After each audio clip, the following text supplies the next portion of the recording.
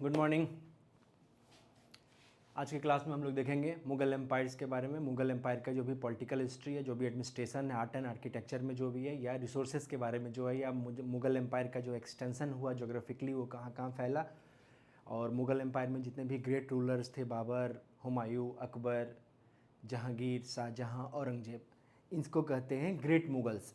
इसके बाद के जो रूलर हुए उसको कहते हैं लेटर मुगल्स। तो लेटर मुगल्स की कहानी तो हमें अर्ली मॉडर्न पीरियड में भी मिल जाएगा, या फिर आप जब मराठा पढ़ रहे हो या सिख देख रहे हो तो उस पीरियड में वो सारे की कहानी मिल जाती है।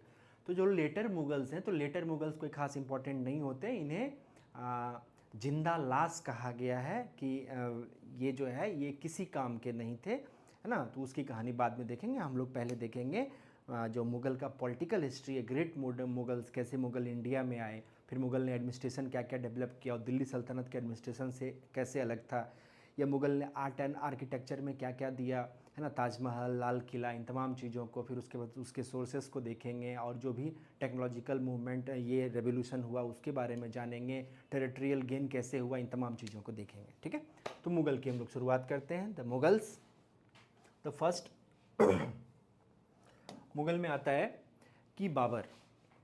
पिछले क्लास में हम लोगों ने देखा था, पिछले लेक्चर में, कि दिल्ली सल्तनत में जो लोधी डायनेस्टी थी, लोधी डायनेस्टी में इब्राहिम लोधी रूल कर रहा था, और इब्राहिम लोधी को रिप्लेस करके बैटल ऑफ पानीपत में 1526 में बाबर इमर्ज करता है, और दिल्ली और आगरा की जो एरिया है, जो दिल्ली आगरा का पावर है, सेंटर जो दिल्ली सल्तनत का, उस पर टेक ओवर कर लेता है।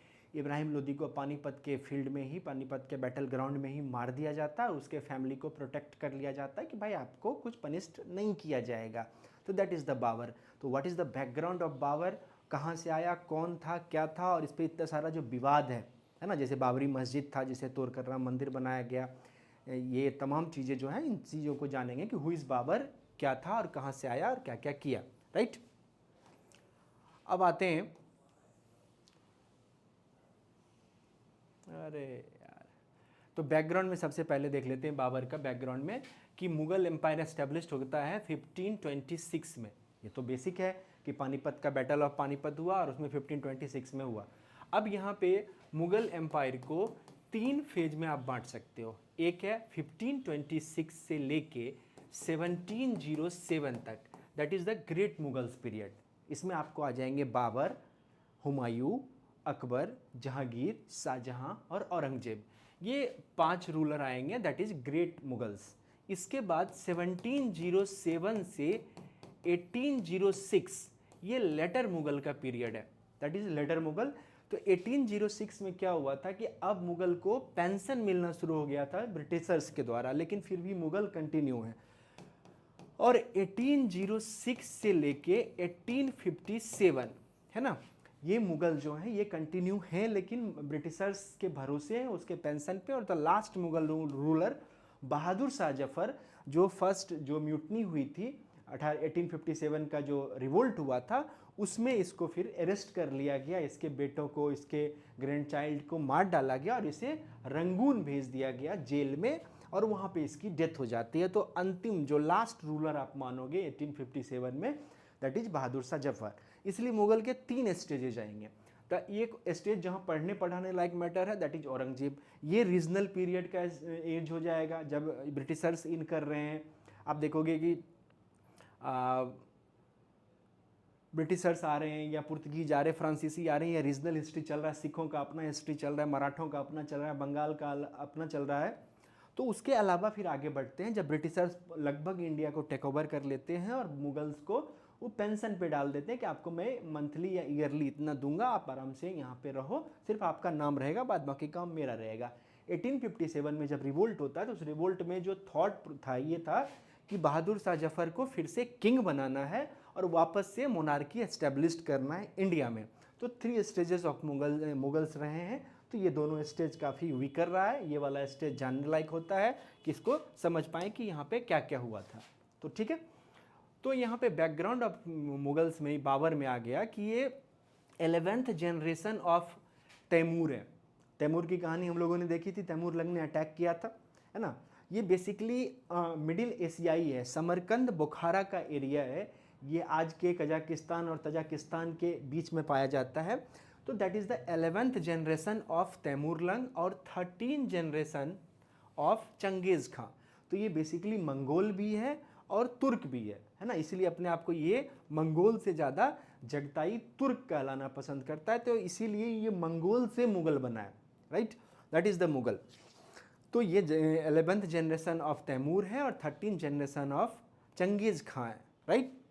अब है 1483 में इसका बर्थ होता है और 1530 में इसकी डेथ होती है। तो अराउंड आप पकड़ लो कि 30 और इधर हो गया कितना 47 ईयर्स के अराउंड ये जिंदा रहता है और कंटिन्यू करता है।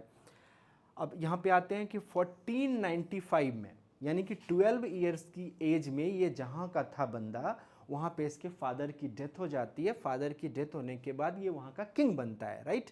और ये किंग कहाँ का बना, दैट इज फरगना। इसीलिए इतना डिबेट होता है कि ये जो है वो बाहरी थे, बाहर से आए थे। हाँ बिल्कुल सच है, ये बाहरी थे, बाहर से आए थे, इनका इंडियन ओरिजिन नहीं है।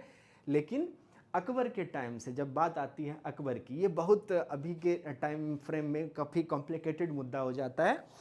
तो अकबर के टाइम में अकबर का जन्म जो है वो इंडिया में हुआ है, वो उसका, और अकबर की डेथ भी इंडिया में हुई है ना। बाबर और हुमायूं कंटिन्यू इंडिया में रहे हैं और उनको बाद में मरने के बाद यहीं दफना दिया गया था। तो ये, लेकिन ये है कि इसका मूल ओरिजिन जो है वो फरगना से है, राइट। अब 1495 में फरगना का रूलर बनता है 12 ईयर्स की एज में। उसके बाद ये कंक्योर करता है समरकंद और बुखारा को। अभी भी ये सारे सिटी अवेलेबल हैं, गूगल मैप पे आप ढूंढोगे मिल जाएगा। तो 1497 में, राइट, जब 14 ईयर्स का ये था, जो भी इसके आर्मी कमांडर होंगे वो मिलके ये किया 1497 में। अब यहाँ पे बाबर के साथ ट्रबल क्या होता है कि बाबर जब भी अपना एक कदम आगे बढ़ाएगा तो पीछे वाला स्टेट उसके हाथ से निकल जाता है, और ये उसके पूरे लाइफ में आपको देखने को मिलेगा, है ना, द मेन ऑफ फॉर्च्यून। तो 1497 में ये समरकंद और बुखारा, जो कि ये भी मिडिल एशिया का एरिया है, अभी तक ये इंडिया से कहीं कोई टच नहीं हो रहा है। तो 1497 में ये हुआ, और जब ये हुआ तो ये फिर आगे बढ़ा। अब आगे बढ़ा तो फरगना और समरकंद को ये लॉस्ट कर देता है, सिर्फ बुखारा था वहाँ से। अच्छा, लॉस्ट कर देने का सेंस ये कि इसी के फैमिली मेम्बर्स जो है उस टेरिटरी में, उस एरिया में टेक ओवर कर लेते हैं और इसके पास कुछ बचता नहीं है। तो इसको लगता है कि या तो वापस जाके बैटल करते हैं या फिर आगे बढ़ के अफगानिस्तान को टेक ओवर कर लेते हैं। अब 1507 में ये काबुल, अफगानिस्तान के काबुल रीजन को टेक ओवर कर लेता है। अब जब अफगानिस्तान ये पहुंच गया, यानी कि आप समझ लो कि 83 से हो गया कितना 17, और ये लगभग 22 ईयर्स का ये बंदा है। तो इस पीरियड में 22 हुआ ना, हाँ ये तभी हुआ, 17 और 5 7, हाँ 22-23 साल का जो भी। तो 22-23 ईयर्स का ये बंदा है। अब ये काबुल का रूलर बन जाता है, become the king of Kabul. अब यहाँ से इंडियन टेरिटरी से इसका बॉर्डर एरिया टच होने लगता है। अब जब ये काबुल का रूलर बनता है तो इसके पास बुखारा तो रहता है, लेकिन फरगना और समरकंद निकल चुका है। तो ये इसका ओरिजिन है कि 1483 में इसका बर्थ होता है, और 1495 में फरगना का रूलर बनता है, और 1507 में ये किंग बनता है काबुल का, बादशाह ऑफ काबुल। ये क्या नाटक है। अब यहाँ पे जब इसका बॉर्डर लगना शुरू होगा इंडिया से तो कॉन्फ्लिक्ट पैदा होगा, और इस कॉन्फ्लिक्ट के कारण अलग अलग कहानियां होंगी।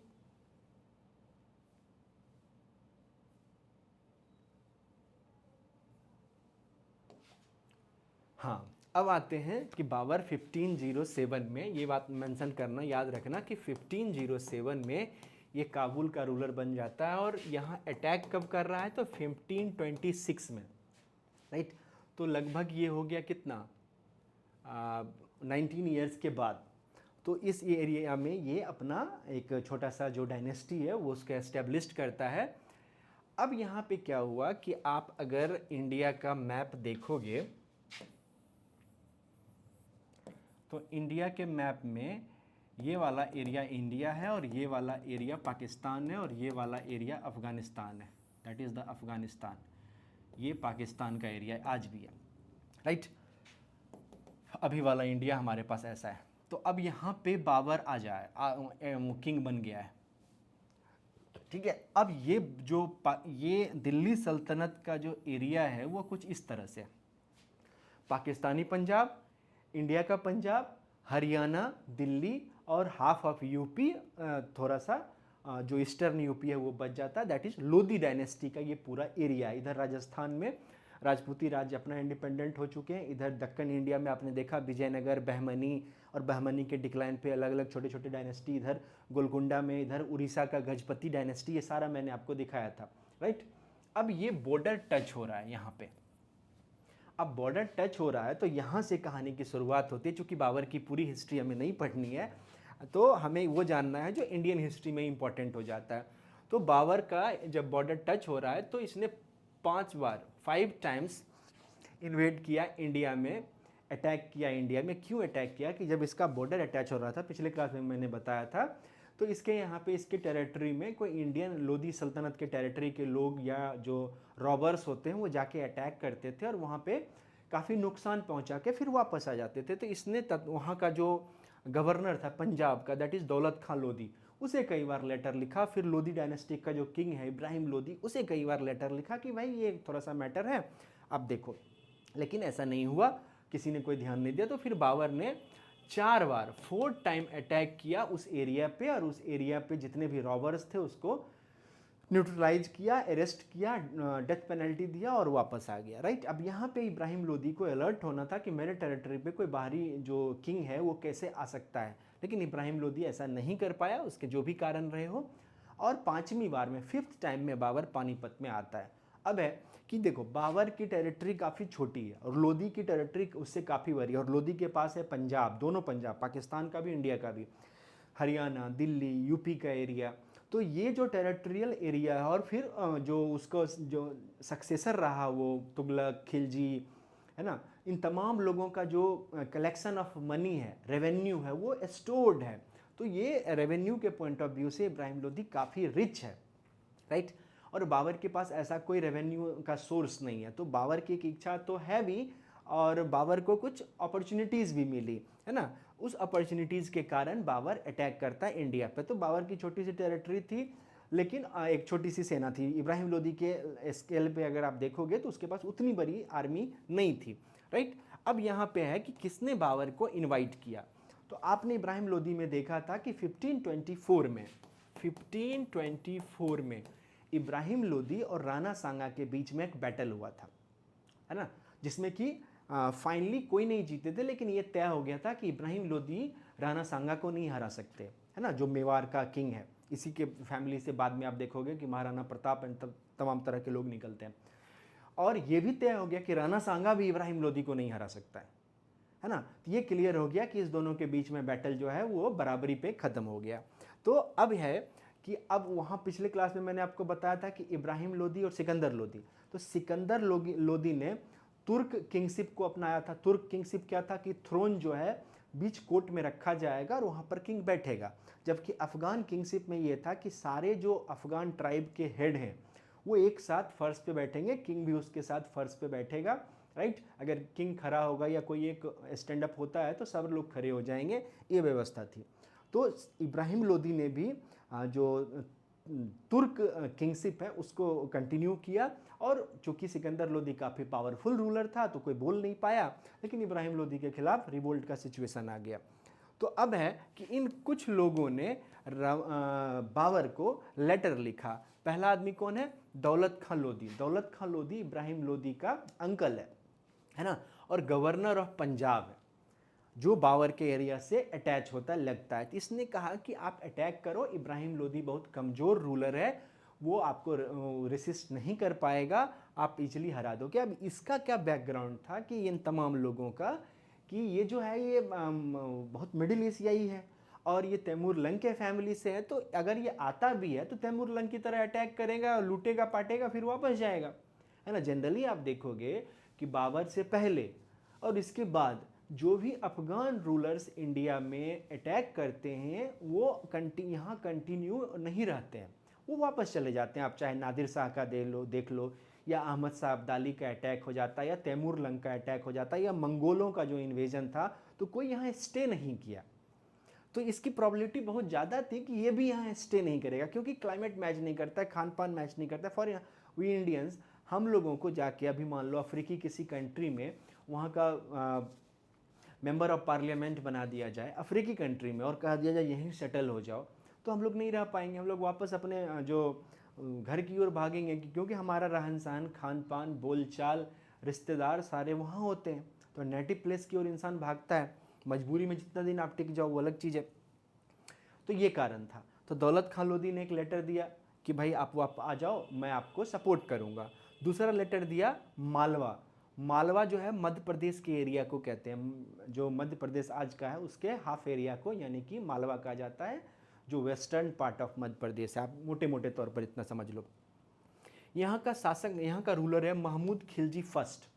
छोटा सा एरिया है, लेकिन इसने भी रिक्वेस्ट किया कि मैं भी आपकी मदद करूँगा। और द वो famous king, right, Rana Sanga, ruler of Mewar, इसे क्या लगा कि अगर बाबर अटैक करता है, लोधी को डिफीट देता है, या लोधी को लूटता है, या लोधी को मार देता है, और ये कंटिन्यू तो करेगा नहीं, और इस सिचुएशन का मैं फ़ायदा उठाकर दिल्ली आगरा को टेक ओवर कर लूँगा, तो ये बहुत आसान रहेगा। तो इन तमाम लोगों ने बाबर को रिक्वेस्ट किया, इन द सेंस कि लेटर दिया कि मैं, मेरा सपोर्ट रहेगा आपके साथ में, राइट। लेकिन जब बैटल ऑफ पानीपत होता है तो इसमें से किसी ने बाबर का साथ नहीं दिया। इसलिए नहीं दिया, उसके पीछे लॉजिक है, दैट इज द पॉलिटिक्स। इसमें कहीं इमोशनल होने वाला कोई सीन नहीं है, राजनीति है ये, है ना, कि हर इंसान अपने अपने हिसाब से, अपने अपने प्रॉफिट के हिसाब से सोचता है कि मेरा क्या है इसमें फ़ायदा है, मेरा क्या फ़ायदा है। अब इसमें यह था कि अगर इब्राहिम लोधी जीत गया तो, राइट, तो राणा सांगा ने भी इसको छोड़ दिया कि अगर लोधी जीत गया, बाबर मरा तो जाने बाबर, राइट। अगर बाबर जीत गया, लोधी मर गया, तो बाबर तो यहाँ टिकने वाला है नहीं, वापस जाएगा, मैं टेक ओवर कर लूँगा। विन विन सिचुएशन है। जो मालवा का सुल्तान था उसे भी ये लगा कि अगर इब्राहिम लोधी हारता है तो उस सिचुएशन का फ़ायदा उठाकर मैं भी अपना टेरिटरी गेन करूँगा, कुछ बढ़ूँगा आगे की तरफ। और अगर बाबर हार जाता है ना, इब्राहिम लोधी कंटिन्यू कर जाता है, तो मेरा क्या जा रहा है, जाने बाबर जाने लोधी, राइट। दौलत खान लोधी का भी यही सीन था कि वो बीच में, शुरुआत में तो वो बाबर को ऑफर करता है, लेकिन जब बाबर इंडिया की ओर बढ़ना शुरू करता है तो दौलत खान लोधी बाबर को उस तरह से सपोर्ट नहीं करता, हाँ, लेकिन रेसिस्ट भी नहीं करता। ये सबसे ये अजीब बात थी कि वो पंजाब बहुत ईजिली बाबर को टेक ओवर हो जाता है। इसलिए आप देखोगे कि बाबर की सेना हरियाणा के पानीपत चली आती है, क्योंकि दौलत खान लोधी रेसिस्ट ही नहीं करता और इब्राहिम लोधी के पास इस बात का इन्फॉर्मेशन नहीं रहता। ये एज ए किंग ये बहुत बुरी बात थी, लोधी को इन्फॉर्मेशन होनी चाहिए थी। अब है कि दोनों के बीच में बैटल हुआ। अब ये सी बात है, बाबर, अब ये जो पानीपत, पिछले क्लास में मैंने बताया था कि बाबर पानीपत को तय करता है कि मैं यहाँ लड़ूंगा। एक छोटी सी फ्लीट है, 20,000 के अराउंड में उसके पास आर्मी मैन है, सोल्जर्स हैं, है ना, जिसमें उसका बेटा भी है, उसका दामाद भी है, और तमाम लोग भी हैं, है ना, राइट। और बाबर ने मल्टीपल मैरिजेस किए थे, लगभग 15-20 शादियाँ की थी, है ना। तो बहुत सारी शादियाँ करता है। और बाबर के बारे में एक ये है कि भले ही उसका टेरिटरी छीन लिया गया हो अलग अलग टाइम पीरियड में, लेकिन जिस भी बैटल में बाबर खुद लीड कर रहा था अपनी आर्मी को, वो बैटल बाबर कभी नहीं हारा। हाँ, ये ज़रूर है कि वो सिचुएशनल देख के बैटल कर रहा है कि हाँ ठीक है, लड़ें कि ना लड़ें, राइट। तो इस कंडीशन में तो बाबर जो है ठीक ठाक वॉरियर है, उसके पास स्ट्रेटजिक नॉलेज बहुत ज़्यादा है। और चूँकि ये समरकंद, फरगना, बुखारा से चला है, वहाँ से होते हुए अफ़गानिस्तान, अफ़गानिस्तान से होते हुए पानीपत पहुँचा है, तो इसने इस छोटा सा उसका आर्मी है, 20,000, 15,000 to 20,000 के अराउंड में। मैं 15-20,000 में इसलिए कन्फ्यूज़ हो रहा हूँ क्योंकि उसकी जो एक्चुअल आर्मी थी वो 15,000 के अराउंड थी। रेस्ट आर्मी जो 5,000 है वो इंडिया में उसने भर्ती किया था, लोगों को बुला के अपने आर्मी में रखा था, यहाँ के लोकल लोगों को, राइट। ये पैसे दूंगा, मेरी तरफ से लड़ो।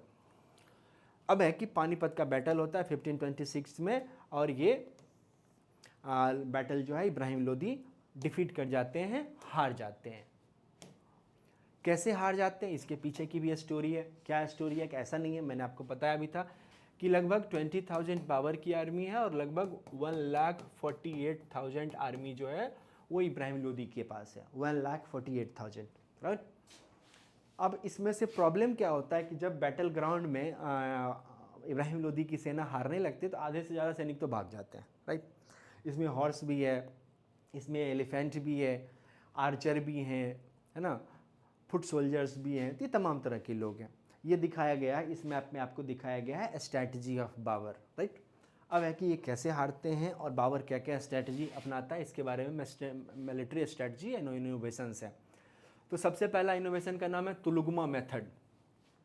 What is the tulughma method? तो that is the tulughma method कि ये पूरा फ्लीट है आर्मी का, राइट। ये मुगलों की आर्मी का फ्लीट है, बाबर यहाँ पे है पीछे, है ना, उसके पीछे पे आप उसका और कुछ आर्मी है, और ये टुकड़ी इस तरह से मूव करती है। ये इब्राहिम लोदी की आर्मी है, राइट। अब जब लोदी की आर्मी आगे बढ़ी तो बाबर ने एक आर्मी सामने से लगा रखी है। सबसे पहले इस बात को समझिए कि बाबर ने पानीपत को क्यों चुना, व्हाट इज़ द पानीपत। तो पानीपत सिटी जो है, पानीपत का बैटल आप देखते हो तो ये इस तरह से है, ये पानीपत का शहर है और ये यमुना नदी है। बाबर को स्ट्रेटजिकली ये काफ़ी अच्छा लगा कि ये जगह परफेक्ट है लड़ने के लिए, है ना। मैंने कई बार आपको कहा है कि होशियार लोग जो होते हैं, जो बहुत इंटेलेक्चुअल पॉलिटिशियन हैं, वो अपना बैटल ग्राउंड खुद तय करते हैं कि हमको, जैसे फिर आज के करंट पॉलिटिक्स में आप देखोगे कि हिंदू मुसलमान करके वोट लेना है या क्या करना है क्या नहीं करना है, तो बैटल ग्राउंड आपका होना चाहिए, ना कि सामने वाले का। तो जो सामने वाले का बैटल ग्राउंड होगा तो आप वहाँ लूज करोगे। तो बाबर ने ये बैटल ग्राउंड बनाया। तो सबसे पहले इसने स्ट्रैटेजी क्या अपनाई कि यहाँ पे आके रुक गया, ये उसकी आर्मी यहाँ आके रुक जाती है, उसको लगा ये परफेक्ट जगह है, ये सिटी है पानीपत का, राइट। अब यहाँ पे यमुना नदी है, इस बाबर ने इस बीच में क्या हुआ कि एक कैनाल बनाया, दैट इज़ द कैनाल। एक कैनाल बनवाया, बहुत बड़ा नहीं, लगभग 10-12 फीट 15 फीट चौड़ा लेंथ में और डेप्थ में 10-15 फीट डेप्थ में, और उसके अंदर में लकड़ियों को नुकीला करके लगा दिया गया, जो आप मूवी वगैरह में आप देखते हो, और उसको ढक दिया, है ना, घास फूस से ढक दिया। और जगह जगह पर यहाँ से निकलने के लिए इसने अपने लिए, अपने आर्मी को ब्रिज बना रखा था, और सिर्फ इसे पता था कि ये ब्रिज कहाँ पे बना हुआ है। और इसके पीछे इसने अपनी फ्लीट लगाई, ये देखो ये पूरा दिखा रहा है ना डॉट डॉट में, तो इसके पीछे इसने अपनी फ्लीट लगाई। और इसने क्या किया था कि इस इंडिया में आने के बाद, चूंकि बाबर को पता था कि इब्राहिम लोदी के पास काफ़ी बड़ी आर्मी है, तो इसने क्या किया कि बहुत सारी बैलगाड़ी खरीदी और उसके ऊपर लेदर का वॉल लगा दिया, लेदर का वॉल बनाया और बैलगाड़ी पे अटैच कर दिया, और हर बैलगाड़ी को एक दूसरे से जोड़ दिया, ताकि अगर आप कोई एक्टिविटी करते हो, गुलेल वगैरह पत्थर वगैरह फेंकते, चूँकि अभी विजयनगर और बहमनी में हम लोगों ने देखा था गन पाउडर आ गया है, लेकिन तोप नहीं देखा था, आर्टिलरी हम लोगों ने नहीं देखा था। बाबर के पास आर्टिलरी है, राइट। तो सबसे पहले ये किया कि भाई जो आपका आर्चर अटैक करेगा उससे बचने की ये स्ट्रैटेजी है। तो एक कैनाल बनाया, कैनाल को यमुना नदी से, यमुना रिवर से कनेक्ट कर दिया, और उसके पीछे एक वॉल बना दिया, लेदर का वॉल, बैलगाड़ी के ऊपर लेदर का वॉल बना के अटैच कर दिया, और उसके पीछे अपनी आर्मी को लगाया, है ना, कई सेक्शंस में, राइट, कई सेक्शंस में।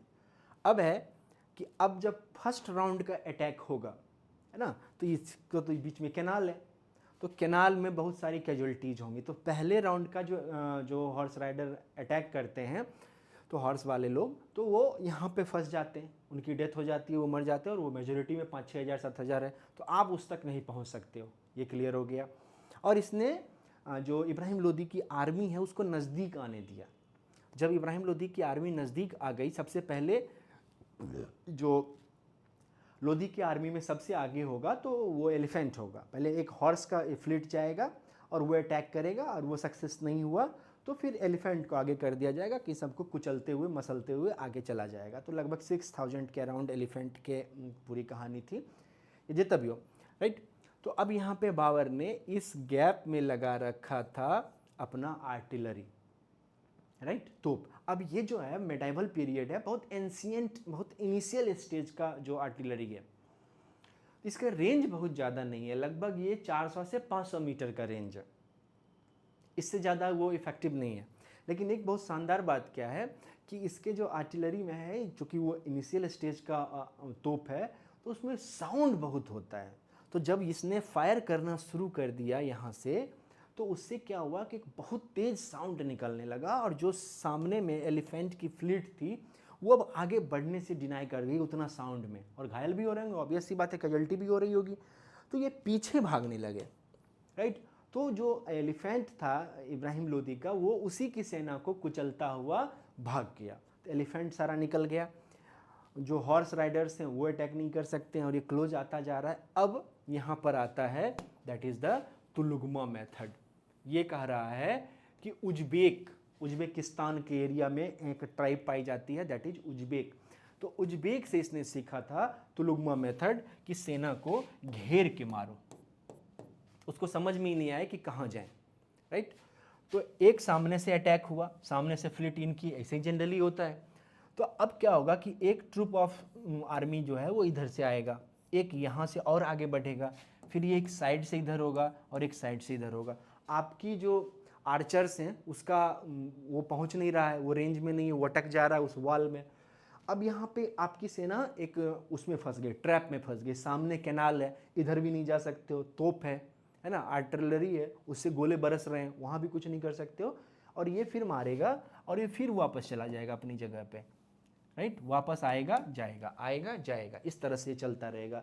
तो जो जो इस किले में है ना, एक एक फोर्टिफाइड कर लिया अपने आप को, है ना, तो इसमें जो भी फंसेगा उसकी डेथ हो जाएगी। और यहाँ पे इब्राहिम लोदी खड़ा होकर सब कुछ देख रहा है, क्योंकि इसकी बड़ी फौज है।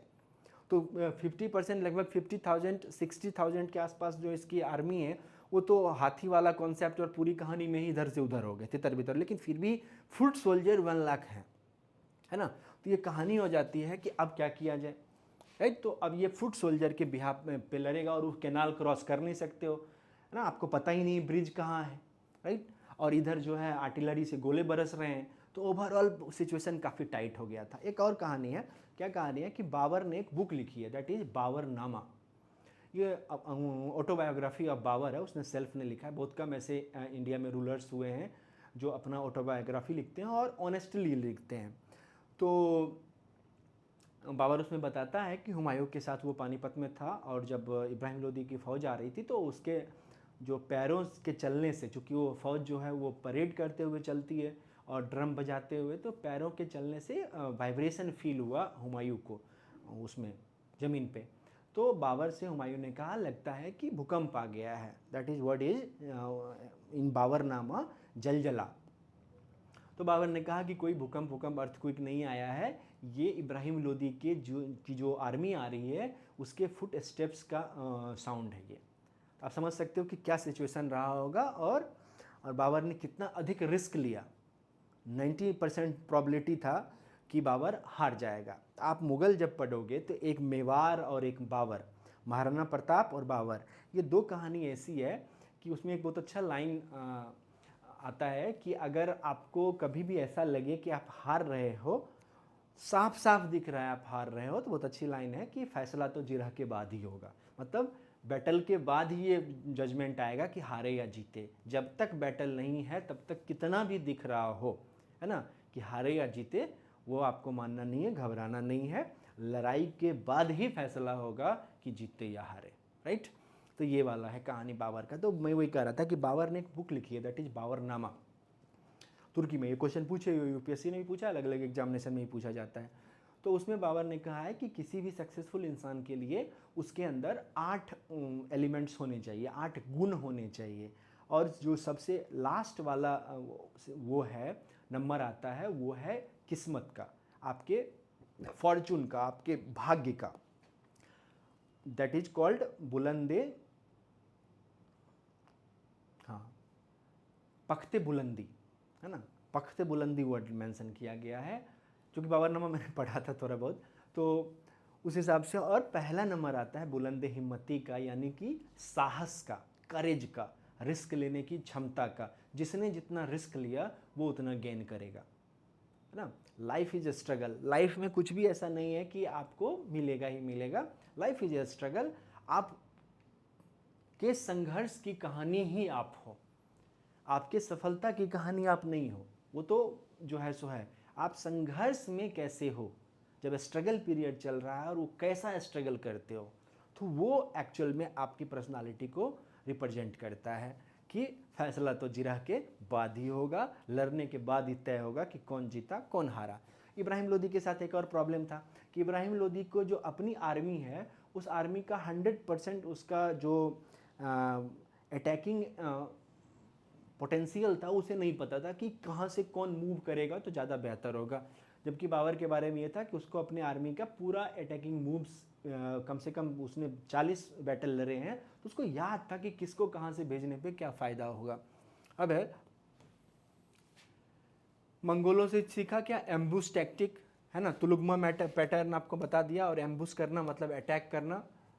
Gun usually learn from Iranians, gun भी है बाबर के पास, बहुत ही बेसिक है, इनिशियल गन्स है लेकिन गन भी है।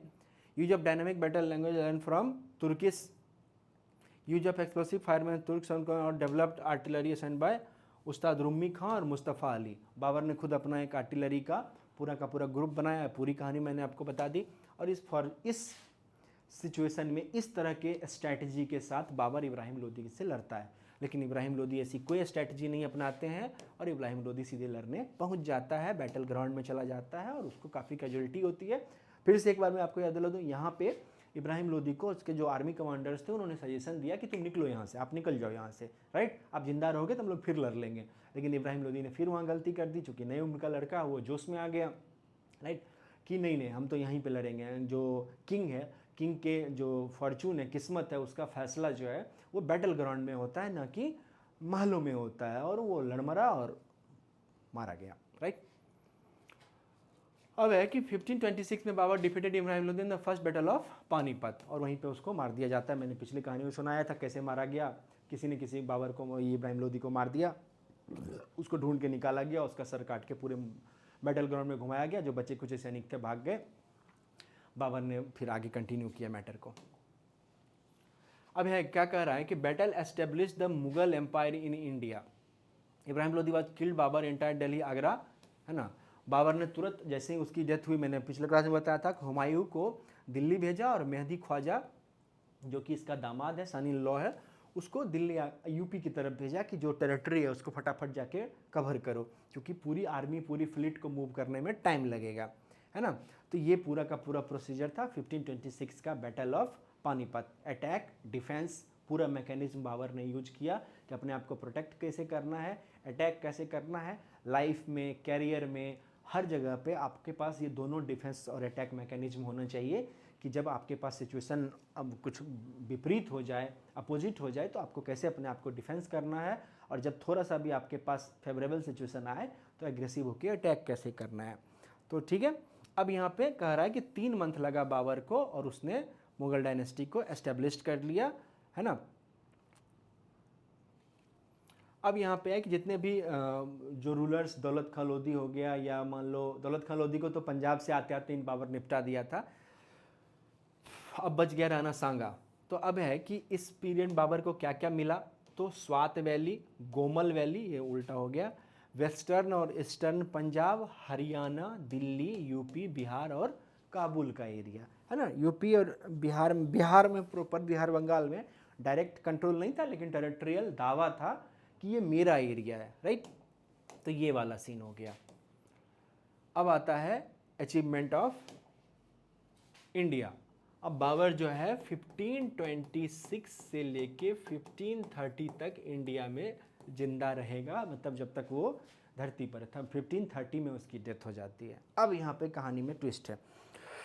तो जो ये मुगल्स हैं, इनके जो नोबल पर्सन्स होते हैं, आर्मी कमांडर्स होते हैं, ऑफिसर्स होते हैं, उसे मिर्जा कहा जाता है, दैट इज मिर्जा। अब ये जितने भी लोग थे, इन लोगों का यही इच्छा था कि अब यहाँ से चलते हैं, है ना, आ गए, अटैक कर लिए, लूट लिए, सब काम हो गया, अब यहाँ से निकलते हैं, राइट। लेकिन बाबर की कुछ और मंशा होगी, कुछ और इंटरेस्ट होगा, चूँकि उसको एक बहुत बड़ा सा टेरिटरी मिला और एक फर्टिल लैंड।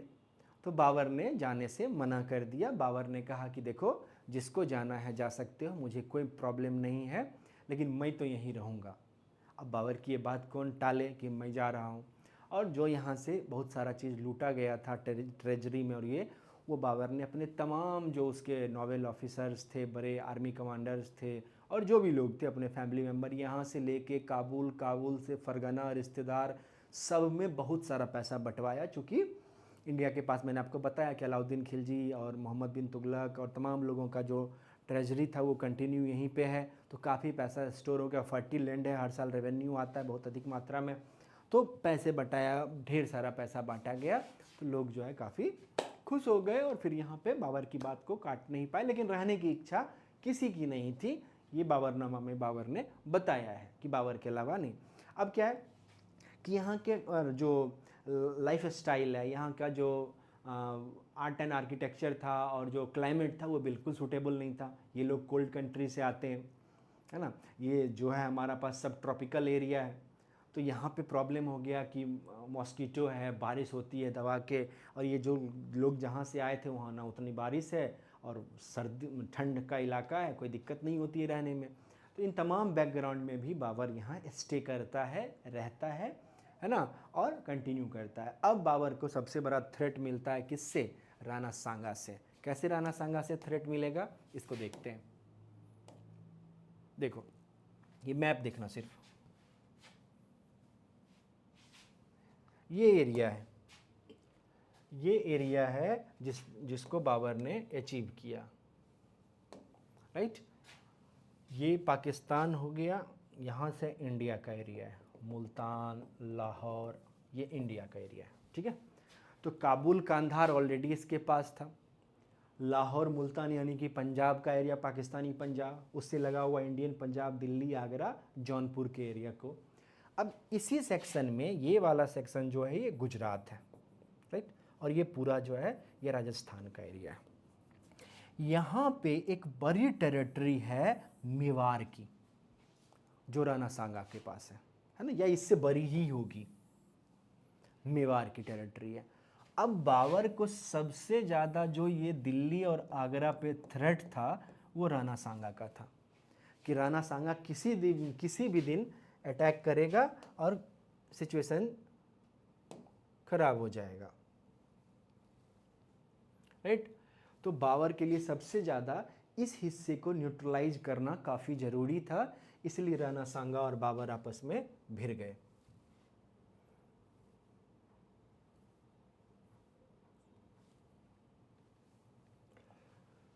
तो बैटल ऑफ खनवा होता है। ये तो एक मुद्दा हुआ। दूसरा मुद्दा हुआ कि बाबर ने राणा सांगा के बारे में कहा कि इसने वादा खिलाफी की है ना, इसने प्रॉमिस किया था कि मैं सपोर्ट करूंगा जब आप आओगे लड़ने के लिए, और इसने वो सपोर्ट नहीं किया, पॉइंट 1।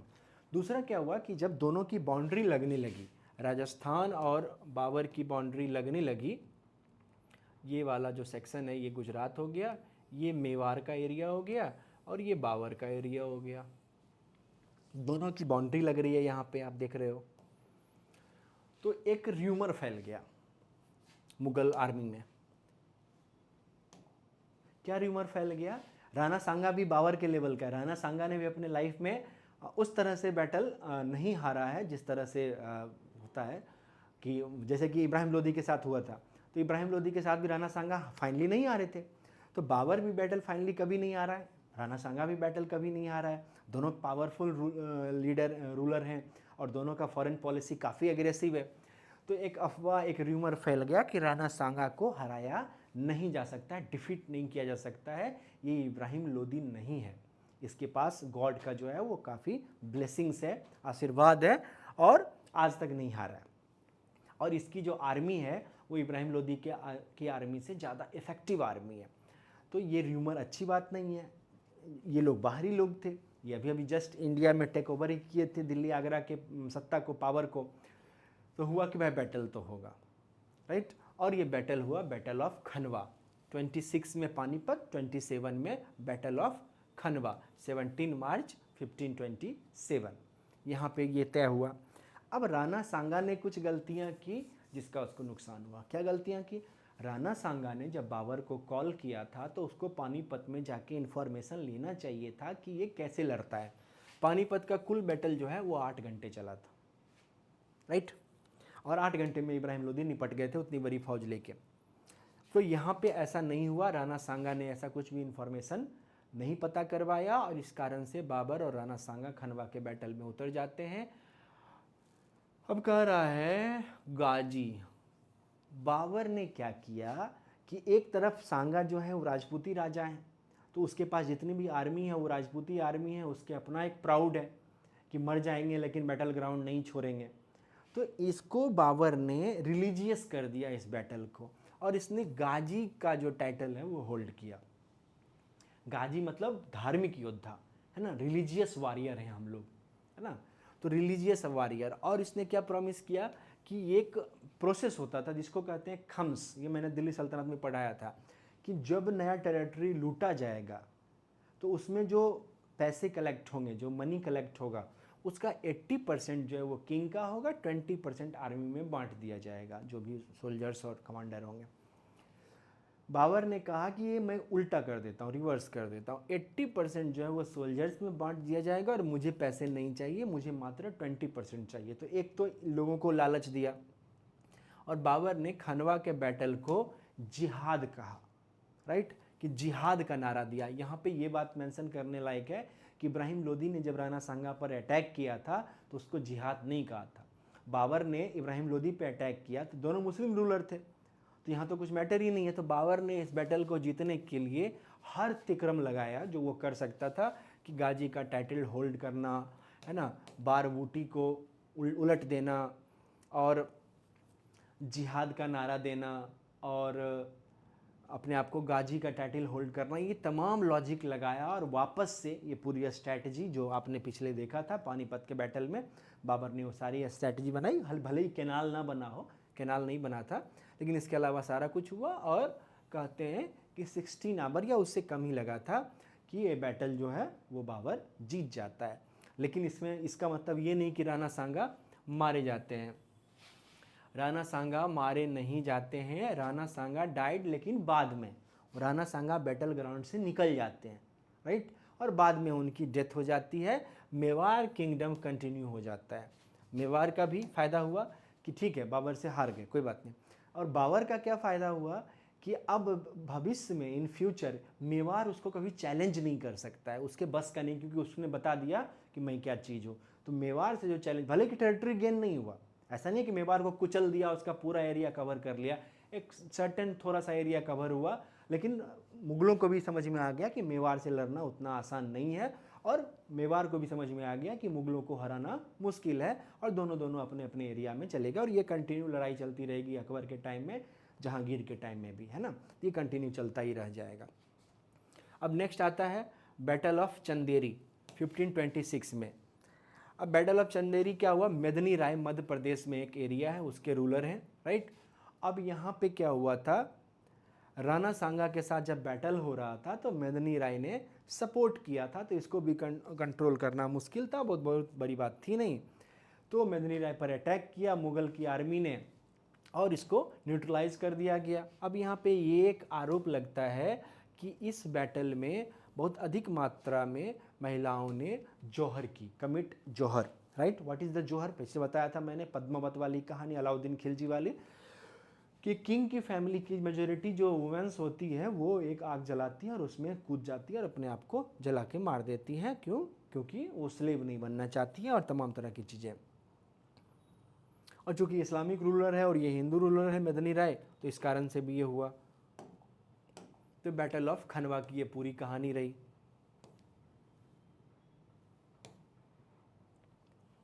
नेक्स्ट, ये 1527 में हो गया। 1529, क्योंकि बाबर को मरना भी है, टाइम नज़दीक आ रहा है, हम सबको मरना है, टाइम नज़दीक आ रहा है, हर बर्थडे के बाद हम लोगों की एज कम होती जा रही है, तो एक सर्टेन टाइम ही मिला है इस जीवन का, इस पृथ्वी पे, तो जिसको जो करना है दबा के कीजिए।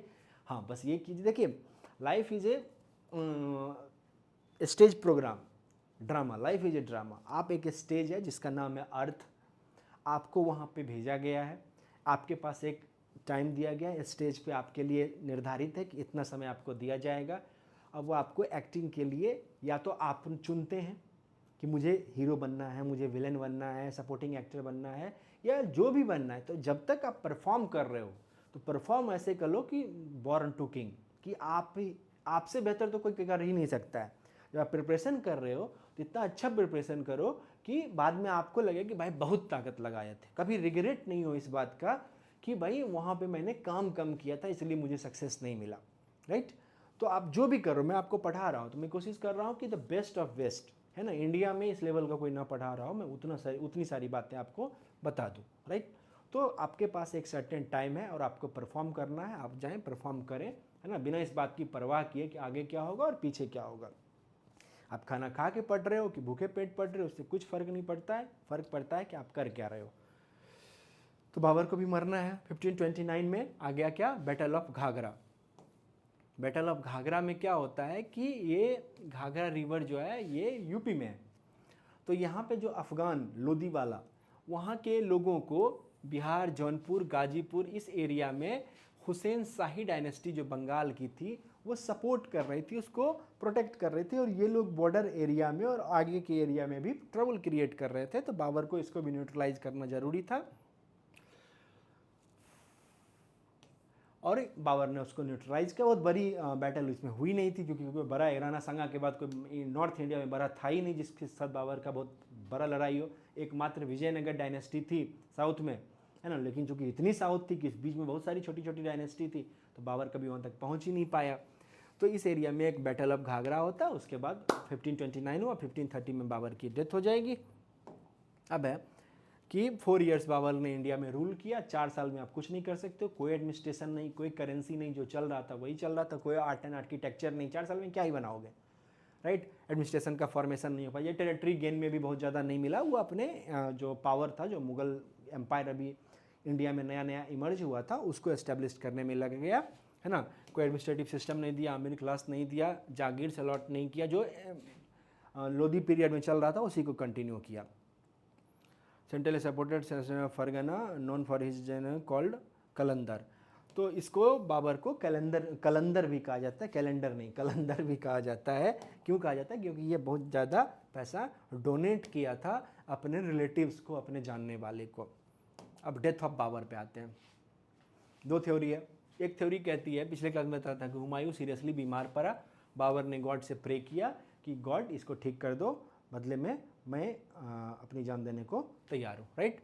दूसरा है और बाबर 1530 में मर गया। एक दूसरी किताब आई है गुलबदन वानो बेगम, ये बाबर की बेटी है ना, हुमायूं की बहन है। इसने एक बुक लिखी, दैट नेम वाज हुमायूं नामा, और इसमें बताया कि जो बाबर ने पानीपत के बैटल में इब्राहिम लोदी को मारा था, उसके फैमिली को बाबर ने उसे ही एज इट इज रहने दिया जैसे वो रह रहे थे पहले से, कुछ भी उसके साथ छेड़छाड़ नहीं किया। तो उसी में कहा जाता है कि इब्राहिम लोदी की माँ ने बाबर के खाने में जहर मिला दिया और उससे बाबर की डेथ हो गई। तो दैट इज़ द बाबर की डेथ 1530 में।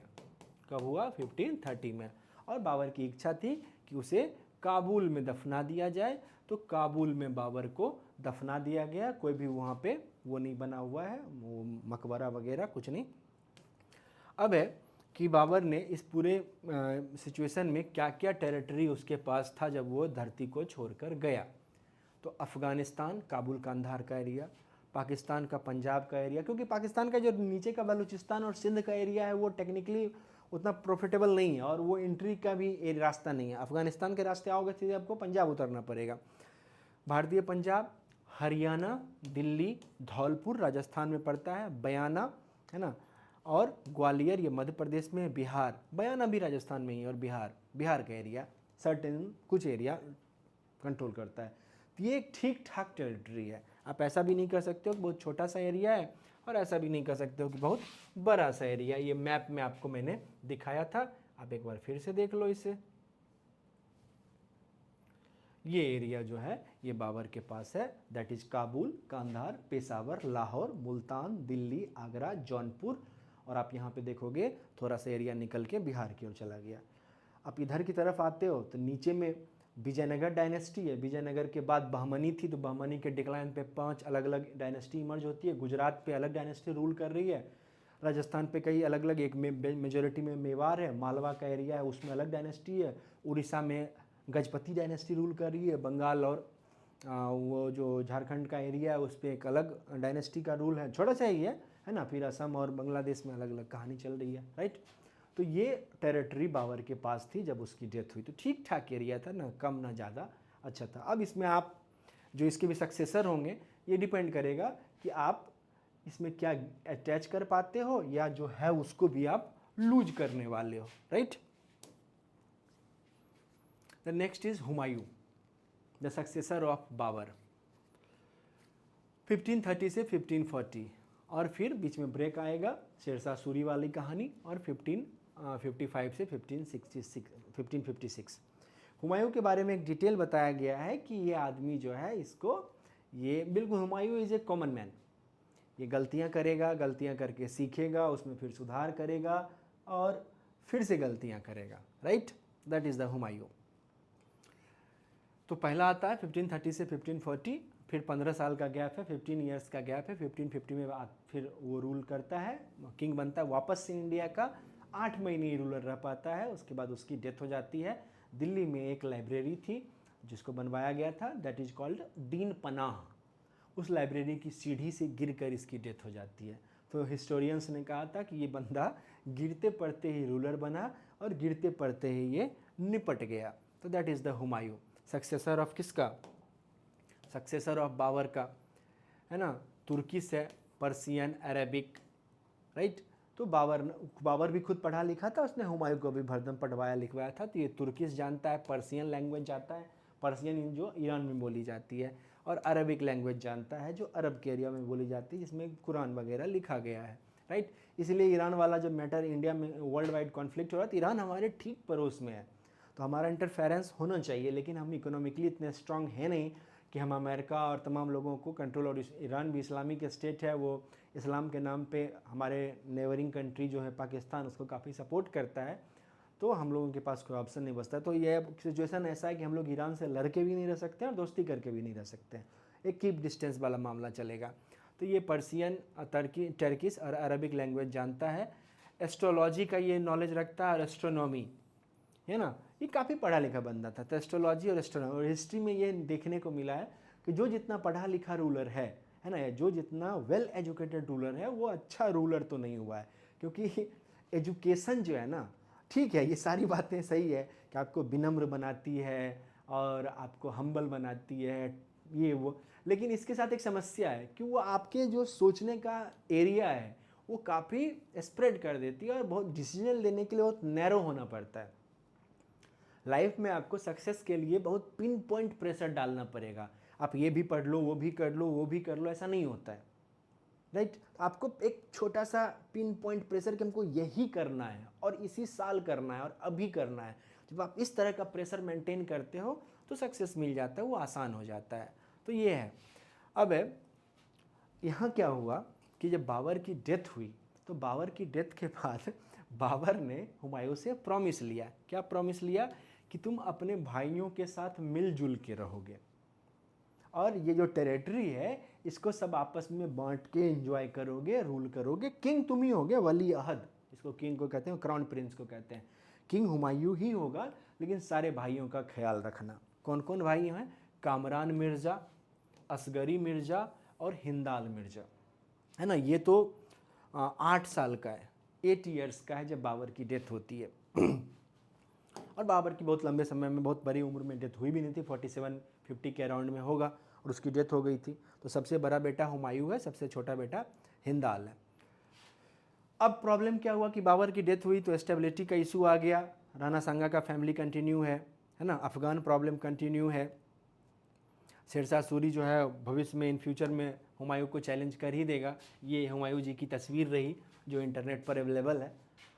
तस्वीर, अब जो पिक्चर है वो इसलिए अवेलेबल हो पाएगा क्योंकि अकबर ने तमाम लोगों का पिक्चर बनाने का वो बहुत सारा मेहनत करवाया और पिक्चर बना था। अब इसने क्या किया, इस बंदे ने, यहाँ पे देखो, यहाँ पे नरेंद्र मोदी से सीखना है क्या, कि जब आपको किंगशिप मिली तो किंगशिप को ऐसे एंजॉय करो जैसे बॉर्न टू किंग। जब आप मान लो आईएएस बन गए, जैसे भी आप बने, मेहनत किया, गरीब थे, बहुत गरीब थे, खाने को रोटी नहीं था, चढ़ने को कार नहीं था, लेकिन इसका मतलब ये थोड़ी है कि जब आप डीएम बन गए हो तो अब जो स्कॉर्पियो है उसकी पिछली सीट पे जाके बैठोगे, या आपको शर्म आएगा बैठने में या डिसीजन लेने में, कह रहे भाई मैं इतने बड़े आदमी को कैसे डांट दूँ, ये करोड़ों का मालिक है। या आप एसएसपी बन गए हो तो लग रहा है कि किसी इतने बड़े पॉलिटिकल पर्सन को मैं कैसे अरेस्ट कर लूँ, नहीं, कि जब आपको कोई पावर मिल गया तो उस पावर को वैसे एंजॉय कीजिए जैसे कि आप born to achieve this power थे, राइट। तो इसने क्या किया कि नरेंद्र मोदी ने क्या किया था कि जब अडवाणी जी थे तो मोदी जी को प्राइम मिनिस्टर कैंडिडेट बनाया गया 2014 में। अब मोदी जी प्राइम मिनिस्टर का कैंडिडेट थे और जीत गए चुनाव। अडवाणी जी भी एक्टिव पॉलिटिक्स में थे। अब मोदी के पास ऑप्शन 2 था। ऑप्शन ए कि अडवाणी जी को पीएम बना दे और खुद डिप्टी पीएम बन जाए, लेकिन उसने सब बातों को दरकिनार किया, डायरेक्ट पीएम चुना, अडवाणी जी को साइड का रास्ता दिखाया। वो अडवाणी जो फाउंडर ऑफ बीजेपी थे उनको साइड का रास्ता दिखा दिया और आज तक देखिए मोदी जी कंटिन्यू कर रहे हैं। तो जब भी पावर मिले, हेमंत बिस्वा शर्मा को देख लीजिए, कांग्रेस में थे और कांग्रेस से जब बीजेपी में आए तो प्रो बीजेपी हो गए। उनसे ज़्यादा एडवांस बीजेपी का कोई लीडर नहीं बोलता जितना वो बोलते हैं। राहुल गांधी और गांधी फैमिली की जब क्रिटिसिज्म की बात आती है तो सबसे ज़्यादा बड़ा आवाज़ नॉर्थ ईस्ट से हेमंत बिस्वा शर्मा का आता है कि ये तो बहुत घटिया आदमी है, ये है वो है, तो प्रो बीजेपी हो गया। तो इस तरह से ये करना होता है। इसने क्या किया है ना कि इसने अपने भाइयों में टेरिटरी बांट दिया, सबसे गलत डिसीजन। काबुल दे दिया कामरान को, सबसे बड़ा था वो। कांधार दे दिया अस्करी को कि भाई तुम इस एरिया में रहो, और हरियाणा का एरिया दे दिया हिंदाल को जो कि 8 से 9 साल का लड़का है। ये हो सकता है अलग अलग माओं से होगा, हुमायूं की अलग माँ होगी क्योंकि 15, 16, 20 शादियाँ किया था बाबर ने, है ना। और एक सिस्टर थी गुलबदन बानो बेगम, ये हुमायूंनामा में उसने बताया है टेरिटरी कैसे बटा, है ना। तो काबुल, कांधार और हिंदाल को दे दिया मेवाड़ का एरिया। 2 बातें बस बाबर हुमायूं ने कही। बाबर ने प्रॉमिस लिया था मरने से पहले, क्या कि देख भाई आराम से रूल करो, 2 काम मत करना। क्या नहीं करना? और बातों की जो करना है करो अपना टैक्सेशन मत लगाना और अपनी करेंसी जारी मत करना, ये 2 मत करना। बाद बाकी तुम इंडिपेंडेंट रूल करो, मुझे कोई प्रॉब्लम नहीं है, सारे डिसीजंस तुम लो, मुझे कोई एक्सक्यूज़ देने की ज़रूरत नहीं है ना, बस किंग मुझे मानो और कुछ नहीं। ये हुआ। और जब हुमायूं पे ट्रबल आता है ना, शेरशाह सूरी वाला, तो इसमें से कोई हुमायूं की मदद नहीं करता है। एक ने तो यहाँ तक हद कर दी कि इसने, कामरान नहीं, असगरी ने, किसी ने, हुमायूं जो है अपना बेटा अकबर, उसको इसके यहाँ छोड़ के ईरान गया था सपोर्ट लेने के लिए, और ईरान से जब वापस आया तो इन लोगों को लगा कि ये मेरा टेरिटरी छीन लेगा क्योंकि इसके पास तो कुछ बचा नहीं है। तो इसने अकबर को अपने फोर्ट के दरवाजे पे बांध दिया था कि भाई तुमको अगर ये मेरा एरिया जीतना है, ये फोर्ट जीतना है ना, तो अपने बेटे के लाश पे से तुमको जीतना पड़ेगा, ऐसे तो संभव नहीं है। दैट इज़ द ये। लेकिन वही बात है, डेस्टिनी को जो मंजूर होता है वो तो होना ही होता है ना। हुमायूं, हाँ, अब आते हैं हुमायूं किंग बना 1530 में, सारे एरिया बांट दिया। 1530 से 1540 तक हुमायूं किंग रहेगा, 1545 तक, है ना, 40 तक ना, हाँ 40 तक हुमायूं किंग रहेगा। 1540 में हुमायूं का इंतजार कर रहा है शेरशाह सूरी। तो यहाँ पे फिर एक बात समझने लायक आती है, हम लोग क्यों पढ़ते हैं, हिस्ट्री क्यों पढ़ते हैं? हिस्ट्री पढ़ते हैं 2 कारण से। एक कि हम जान सकें कि हम जहाँ रहते हैं वो जगह, वहाँ के लोग कैसे बने, ये सोसाइटी कैसे बनी, है ना, ये एडमिनिस्ट्रेशन कैसे फॉर्म हुआ, यहाँ पे क्या क्या घटनाएं घटी। एक दूसरा, ये यूपीएससी के मेंस में क्वेश्चन पूछा था, तो क्या कि हिस्ट्री में जितनी भी घटनाएं घटी हैं उससे हम सीख सकते हैं कि राइट थिंग और रॉन्ग थिंग, है ना, कि क्या क्या राइट थिंग्स होते हैं, इसको क्या करने से हम सक्सेस करेंगे और क्या करने से हम अनसक्सेस हो जाएंगे। तो दैट इज़ द पॉइंट।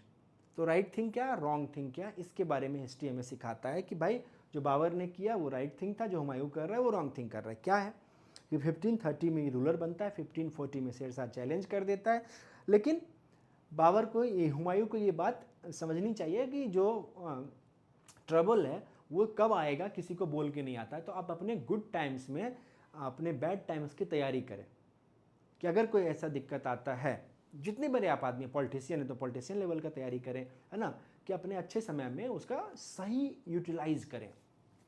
क्या हुआ, मैं ये क्यों बोल रहा हूँ गुजरात के सेंस में, तो क्या हुआ कि गुजरात पे बाबर ने अटैक कर दिया 1535 में, राइट।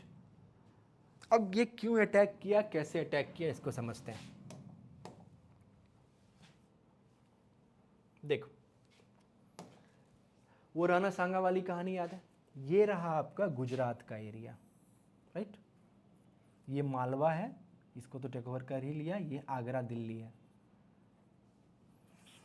अब यहाँ पे आता है मेवाड़,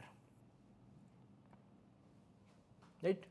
अब गुजरात जाने के दो रास्ते हैं, एक है भाया दिस और एक है ऐसे। अब ये दो तरीके हैं जिससे आप गुजरात पहुंच सकते हो।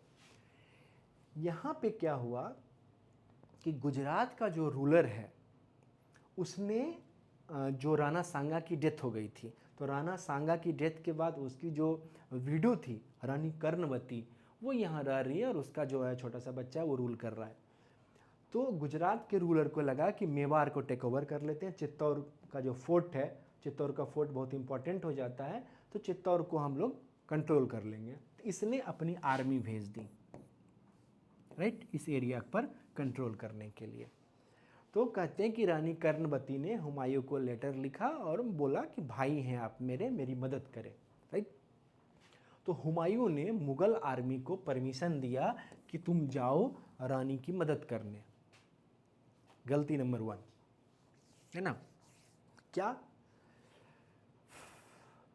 और जब गुजरात के रूलर को पता चला कि मुगल आर्मी आ रही है तो गुजरात का रूलर पीछे हट गया, और जब वो पीछे हट गया तो मुगल आर्मी भी वापस चली गई।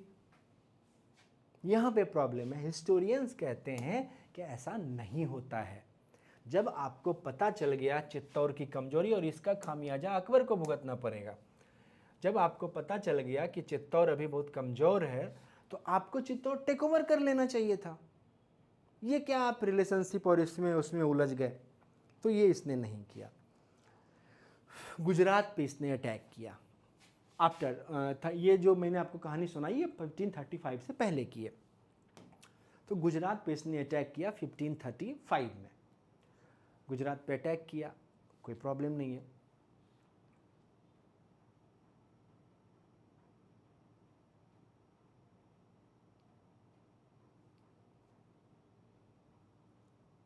हाँ, यहाँ पे देखो, यहाँ पे क्या हुआ कि अटैक किया, गुजरात को जीत भी लिया, राइट। अब इसमें क्या प्रॉब्लम हो रहा था कि जैसे ही सेना आगे बढ़ती थी पीछे रिवोल्ट हो जाता था, या फिर सेना जब वापस जाती थी फिर रिवोल्ट हो जाता था। तो गुजरात में जो मुगल आर्मी थी वो स्टक हो गई, फंस गई, है ना। और ये जो कंट्रोल करने का मैटर है ये 2 साल तक चलता रहा, 2 इयर्स तक चलता रहा, और गुजरात फाइनली कंक्योर नहीं हो पाया हुमायूं से 1537 तक। तो आर्मी और जो पैसे हैं वो यहाँ पे काफ़ी बर्बाद हुए, राइट।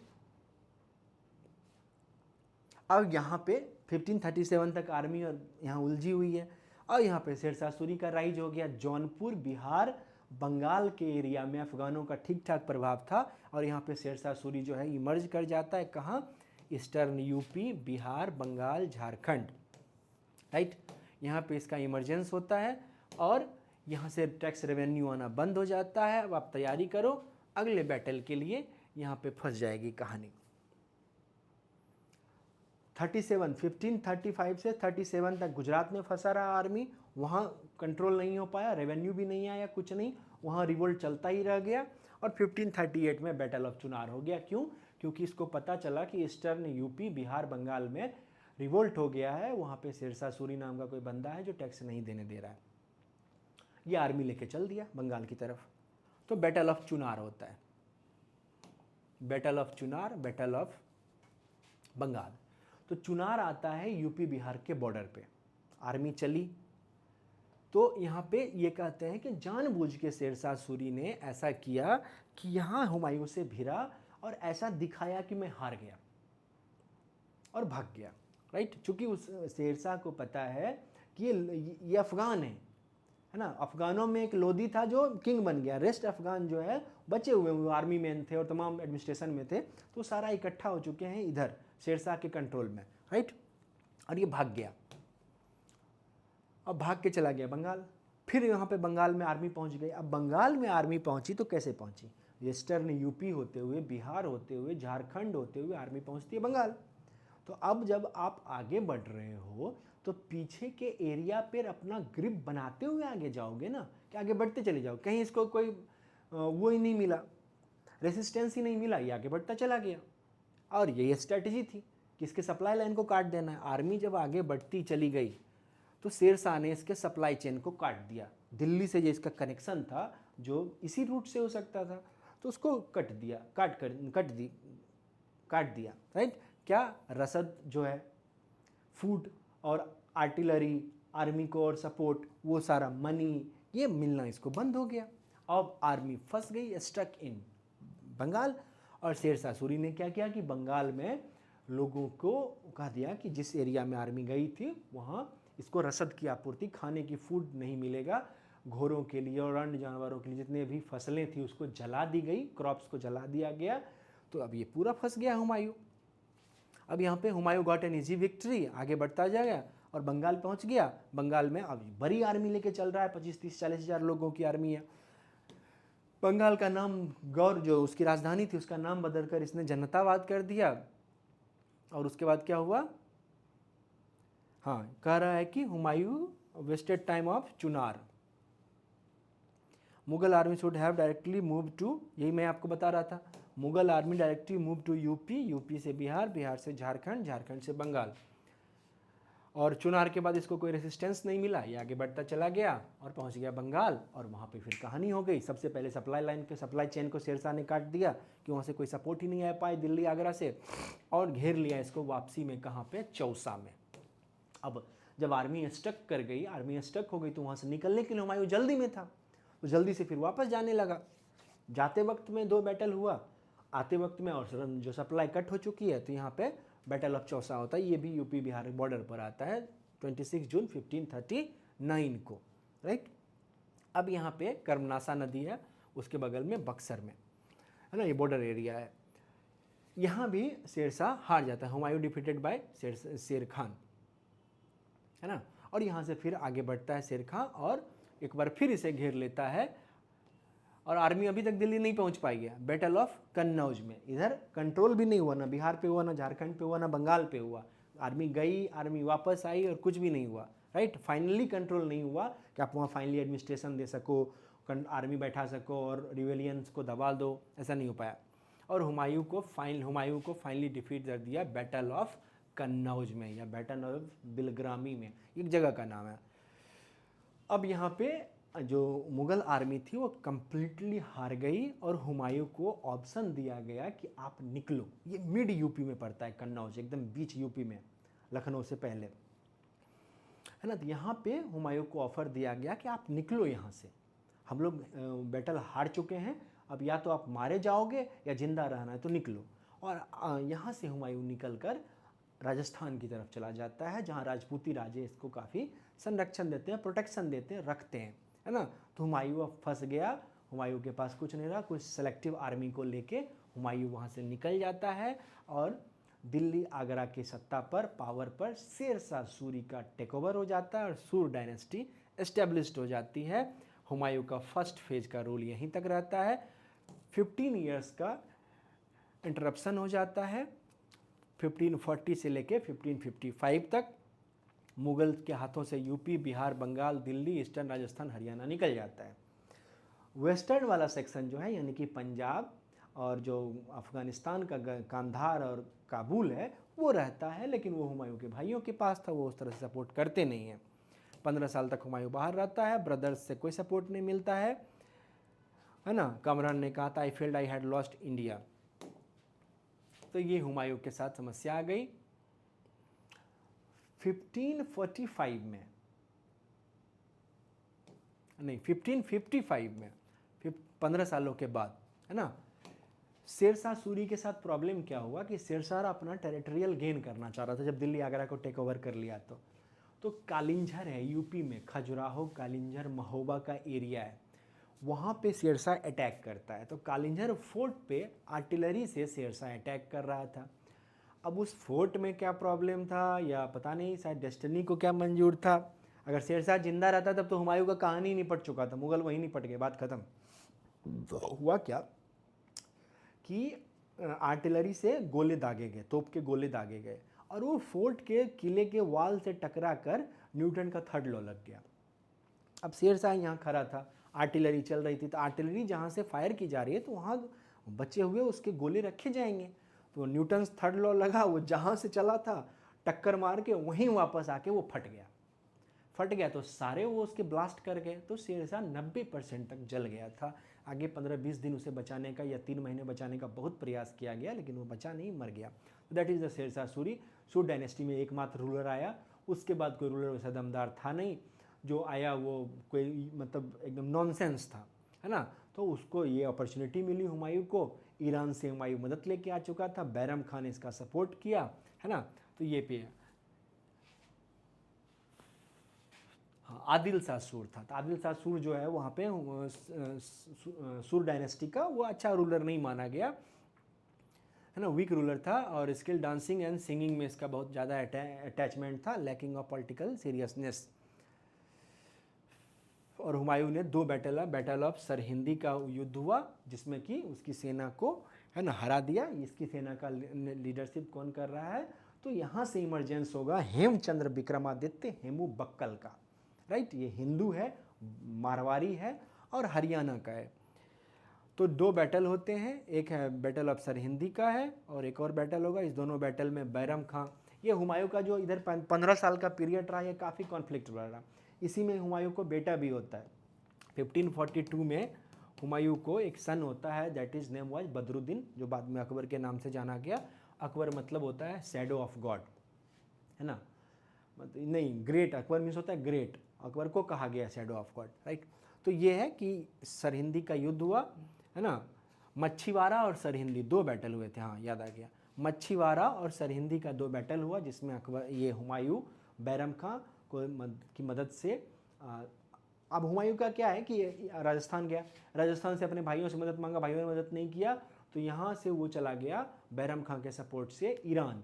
और ईरान का जो शाह था, शाह तहमस्त नाम था उसका, तो शाह तहमस्त जो शिया मुसलमान है और जो हुमायूं है वो सुन्नी मुसलमान है, लेकिन उसके बावजूद भी उसने मदद की, उसने पैसे दिए, उसने आर्मी दी कि जाओ भाई अपना टेरिटरी गेन करो। हुमायूं वापस आता है, सबसे पहले काबुल, कंधार, पाकिस्तानी पंजाब का एरिया टेक ओवर करते हुए, और उसके बाद अटैक करता है सूर डायनेस्टी के एरिया पे। सरहिंदी और मच्छीवाड़ा का युद्ध हुआ और दिल्ली आगरा पर फिर से मुगल डायनेस्टी एस्टेब्लिश्ड हो जाती है। लेकिन प्रॉब्लम इसमें यह है कि हुमायूं 8 महीने ही, 8 मंथ ही जिंदा रह पाएगा। उसके बाद उसकी लाइब्रेरी से गिर के डेथ हो जाती है। फिर से एक बार ट्रबल क्रिएट हो जाता है, क्योंकि उसका बेटा जो है वो काफ़ी छोटे उम्र का है, लगभग 14 साल का ही था। तो अब बैरम खां है, सिपह सालार, है ना। तो ये है 8 महीने का इसका टोटल कहानी रहा है ना। इसके पास बिहार को कन्क्योर करने का टाइम नहीं मिला। डेथ ऑफ हुमायूं मैंने बताया, दिन पन्ना से गिरकर हुमायूं की मृत्यु हो गई। और यहाँ से इमरजेंस होता है हेमचंद्र विक्रमादित्य हेमू बक्कल का। ये सूर डायनेस्टी में आर्मी कमांडर है।